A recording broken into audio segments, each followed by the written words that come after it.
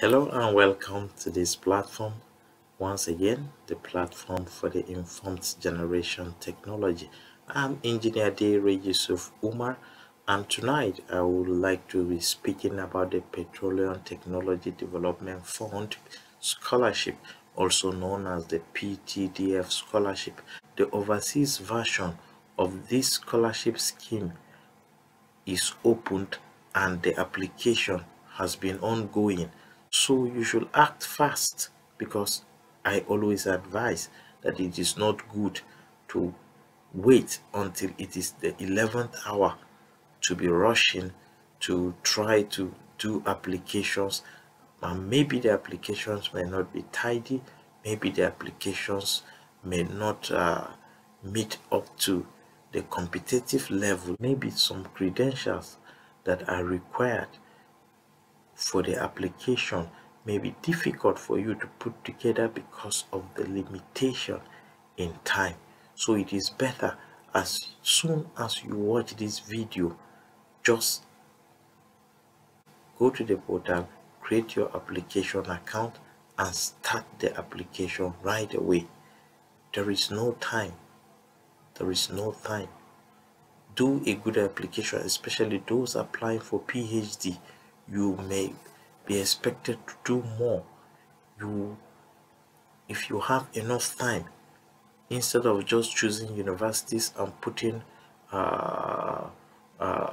course of choice and then putting topic just at random, you may like to go into detailed research by browsing about the university, the programs, the research areas in your field, and then to confirm that the proposal you are making, the topic you are presenting, is likely to be acceptable.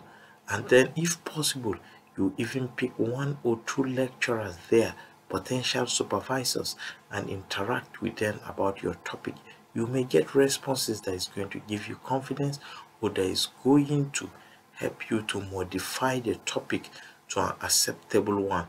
Don't assume that in a particular university that your program is available and then end up not getting that program available, or maybe the program is not approved by the PTDF in that university.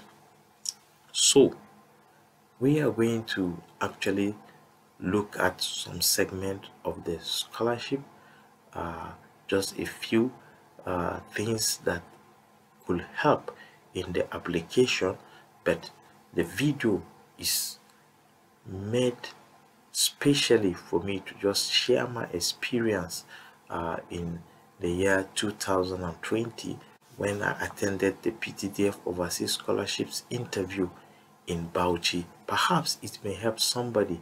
I know that I didn't scale through, I didn't succeed, but you will learn from it, because at least from my application I crossed to that stage. There are many people, majority of the people I know who applied were not even shortlisted for the interview. So maybe we are going to begin with the aspects of the application form or the application portal online. That is those things that I think they are very, very important. So first of all, let's talk about the choice of countries, universities, courses of study. For the choice of countries, there are two categories of the PTDF Overseas Scholarship. One is for study in the United Kingdom, and the second one is for candidates to study in one of the countries that PTDF is having a strategic partnership with. For this year, PTDF is having strategic partnership with Germany, France, and Malaysia. During our time, China is inclusive. I don't know what happened that China is dropped this time around. You have on the forms or on the portal, you have the opportunity to make three choices. But When you pick UK, you can only pick UK all through for country of choice, but for universities and programs of choice, they can differ. But when you are picking the other category for Germany, France, and Malaysia, you cannot pick UK. You cannot have a combination with UK, but you can have a combination of all the three countries. You can have, for example, Germany first choice, Malaysia second choice, France third choice, or anyhow you want to arrange it. You can have uh, two countries and one repeated.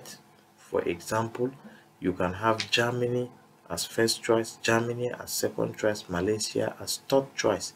You can even have only Malaysia, for example, as first, second, third choice, just as in the condition for UK, and then you choose the different universities in Malaysia as far as your own field of study and field of research, especially for the PhD candidate, uh, is available there. I would like to say that from the look of things, UK is competitive. Why? People find it easy in UK because we are colonized by the British. One. Secondly, Nigerians are a lot in the UK. Thirdly, in UK, English is the first language. Fourthly, I think the UK universities are highly ranked and they have their ways of teaching people. They are well equipped in a way that you find it easy there. You find it easy to catch up, to understand them, and to learn under them. However, the other option, the combinations of Germany, Malaysia, France, are also quite interesting. For example, Germany and France are among the Schengen countries. When you are in one of the Schengen countries, or when you want a scholarship to go to one of them, the visa issued to you will give you access to over 20 countries that are under the agreement made by these countries. And that means that you have access to enter all these countries at any time without having to apply for another visa again. There are also job opportunities in those axes of the European countries and other advantages you can discover. You just endure with the language barrier. The most important thing is that you are going to study in English medium. So other little things like uh, maybe communication in the city with French language and the rest, you are going to cope. You may learn some basics of the language, and there are Google translators. There are softwares that can also help you to live. I lived in Hungary and studied there. English was not the first there. I studied in English, and then the language is Majarul. The language is quite difficult.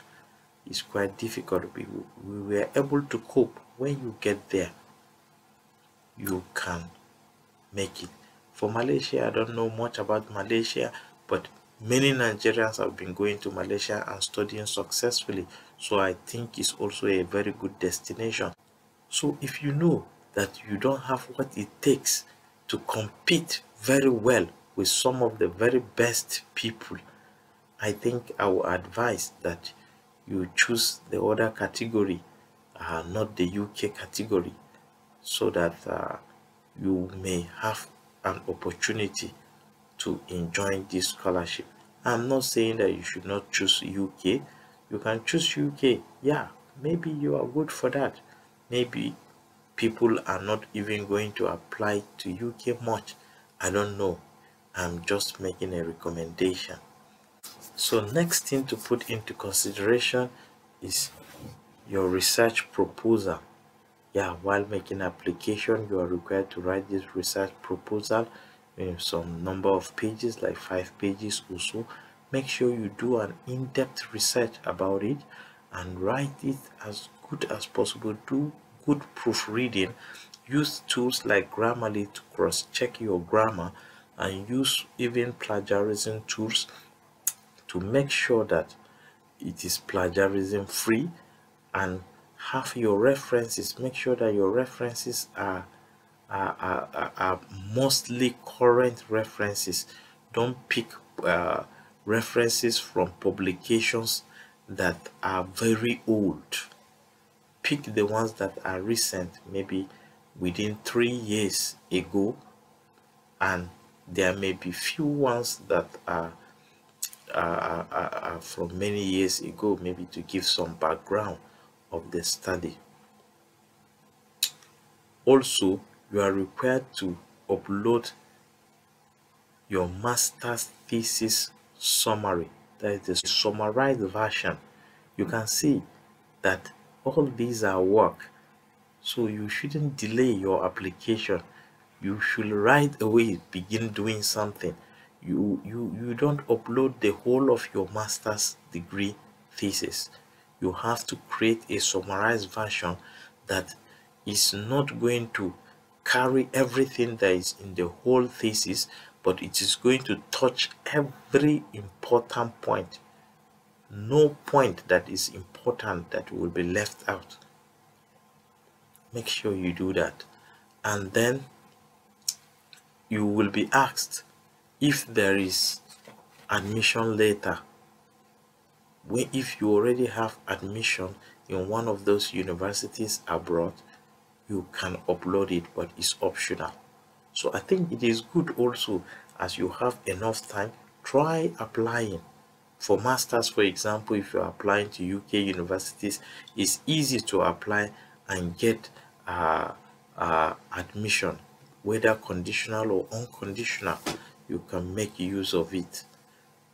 But for PhD, it may require some time, it may require a lot of things, discussing with the potential supervisor and the rest, and if you're not careful, you may not catch up. But why not start filling your forms, and then you can be doing that in the background, and if you succeed before the closing date, you can upload the admission letter. If you are not able to get admission letter before the closing date, good and fine, it is not compulsory. So let's talk about the interview, which is the most important thing I want to discuss. From my experience, my interview was held in Bauchi. I was categorized in the geocomputing group because I studied computer engineering. So fields like physics, some geology, maybe geography, computer science, computer engineering, information technology, all those related fields, we were grouped together and interviewed by the same panel. Amidst the panelists, some studied computer science, some studied some of these natural sciences, some studied the geology itself also. So when you get in, you are going to meet a combination of 3 or 4 persons who studied different fields, and they are going to ask you some general questions. They are going to evaluate your credentials also on the general note, but one person whose field is more related to your own field will ask you most of the interview questions. First of all, they are going to check your credentials. They have copies that you have uploaded with them, but they are still going to interact with you to be telling them your grades, and while they cross-check and they grade you. The grading starts from the grading you have on these credentials. In fact, from your SSCE, they check the 5 relevant subjects to your field of study. What are the grades there? So for example, if you have a mostly C's, maybe C6, C5, your score already will be low in terms of grades. And then if you're having A1, B2, B3, your score will be higher. And then they only pick 5 relevant subjects. For example, I studied computer engineering. If I had distinction, maybe A1 in agricultural science, it may not be counted. But let me say I'm having, or if I'm having also in CRS or in physical and health education, it will also not be counted. So they will look for those subjects that are relevant to your own field of study and then grade you according to the scores that you have there. And then they go to your first degree and check what was your grade. Is it first class? Is it second class? Upper? These are the two that are acceptable. However, second class lower is also acceptable. When if they invited you for the interview having second class lower, that means you are eligible, that means you are qualified, and most of the time you are invited for the interview despite having second class lower because of your work experience or because of your contribution, your academic achievement and contribution to your own field of study, maybe via number of publications.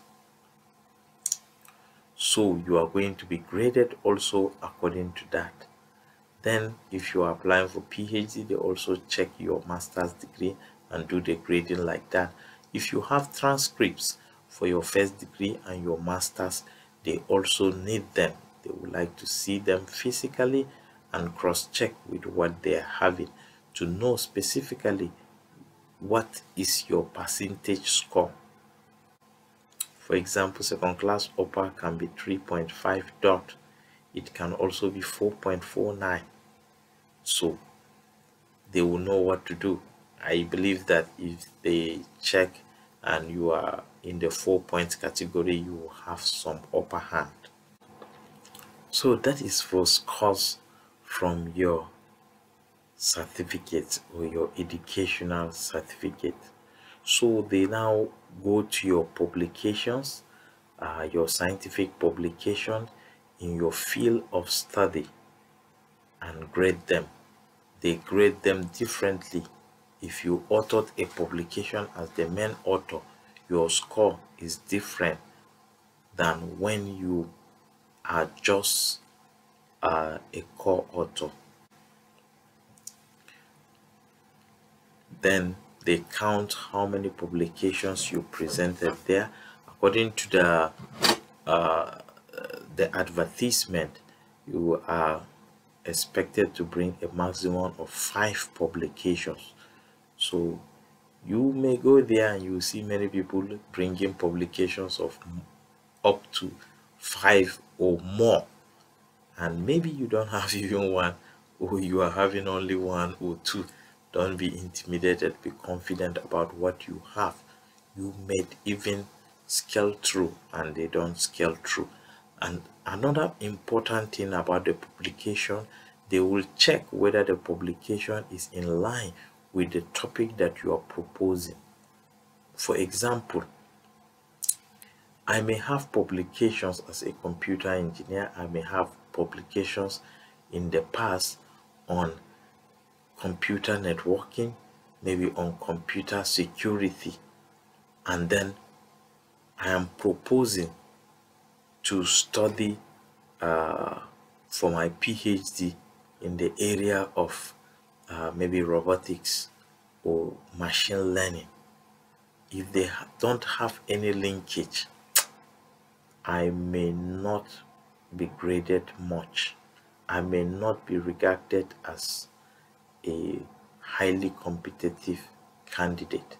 So it will be nice if your publications are so much in a particular area in your field. The proposal should come from that field. Also, you must link your proposal, your PhD proposal, or if you are a master's degree candidate, your statement of purpose must be in line or must have a link with oil and gas industry. It must be a study or research that must contribute to the oil and gas industry. In fact, the main purpose of the scholarship by PTDF is about improving the oil and gas sector. So you cannot just write, for example, I am working in a research institute that are into researches in line with the advanced manufacturing technology. I cannot just be writing about manufacturing, production, and without mentioning oil and gas industry. I can write actually on production, but let it be oil and gas production. It is expected of everybody, not only the petroleum engineers, not only the chemical engineers, mathematicians, computer scientists, natural sciences, all the fields that are eligible to apply for this scholarship. Even the law students can apply for this scholarship, but it must be in line with the oil and gas industry.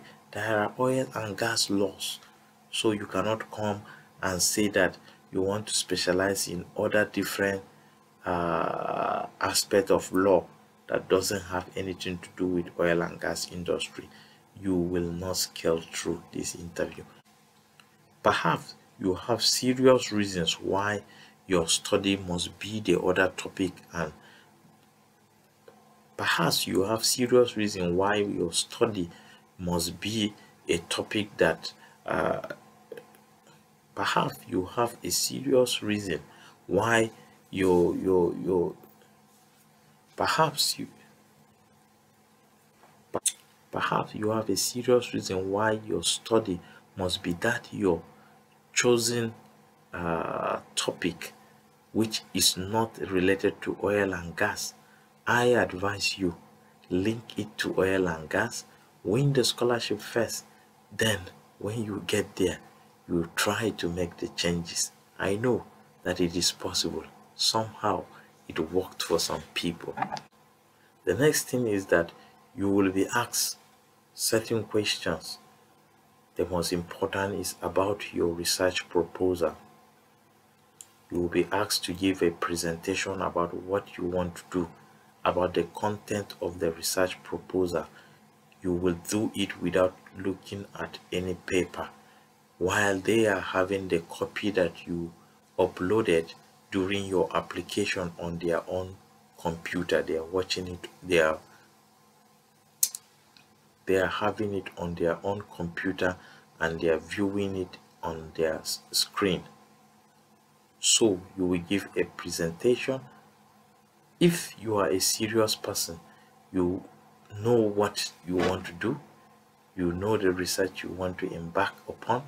At any time you are asked, I think you should be able to say something, not necessarily looking through the paper or presentation or whatsoever that you put together. So when you make that presentation, some questions will follow. In my own case, after the presentation, the interviewer told me that that is a very good presentation, but he complained. He said some of the things I mentioned in the presentation are not found in the proposal I uploaded during the application. So my answer was that yes, the application period was limited, so we did what we can to put things together and apply so that we don't miss the deadline. But after that, I keep studying, I keep researching on the same topic, and I keep improving and have known so much more than what I put in there. So between the time of application and the time of interview, I have learned so much. And since I am making this presentation without looking at the paper, is what I know in my head that I'm presenting. So in an interview situation, you must Try to convince the interviewer. However he brings a question to dribble you, don't be confused. Don't start getting worried. Some questions are not for you to be worried. Some questions are good questions, and some questions are, are questions that come after you are commended. Most of the time, they are not questions that will be used to score you low. So, after the presentation, some questions will follow. As I said, questions like, are you sure that this topic is new? They will ask you the relevance of the topic to the oil and gas industry, how you plan to achieve the results you are expecting. They will ask you to what extent you have researched and know that this topic has not already been worked upon by other people. Then you have to explain based on your references and based on your research. I told you your references should be a bit recent. So you have to explain vividly how your topic relates to the oil and gas industry, to what extent you have researched. In fact, you can even tell them more about the university also, apart from what you have researched and found out online, how you came about the topic, whether it's a burning issue, and maybe you have discussed with a supervisor who approved the topic or who have accepted the topic as a proof, which you are going to give as a proof that this topic is still new. This topic is still not explored enough. This topic still have other research questions that are not tackled adequately.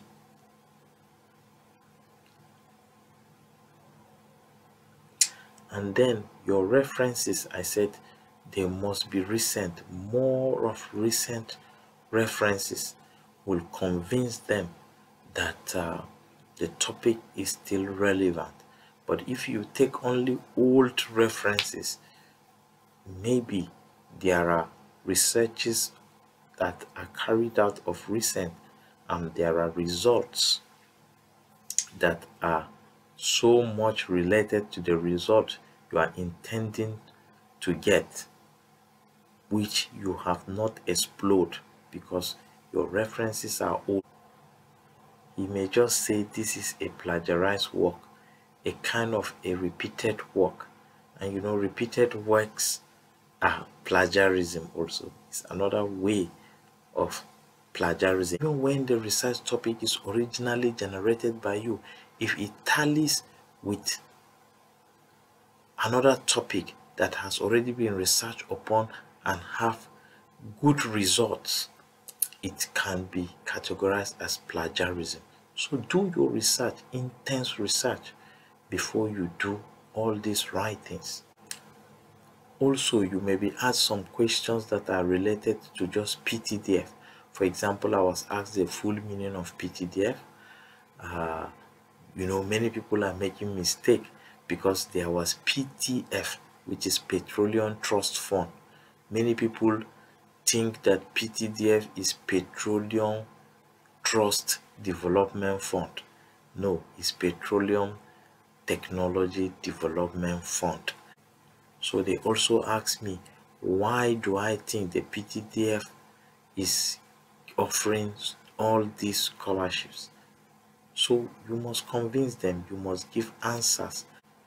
You know, when I give my answer, the interviewer say, good, that is good of you. So they may try to ask you some questions about the universities you apply, the countries, maybe you know some little things about them. So just some other forms of interaction like that. Also, they may like to create some interactive sessions out of some negative statements.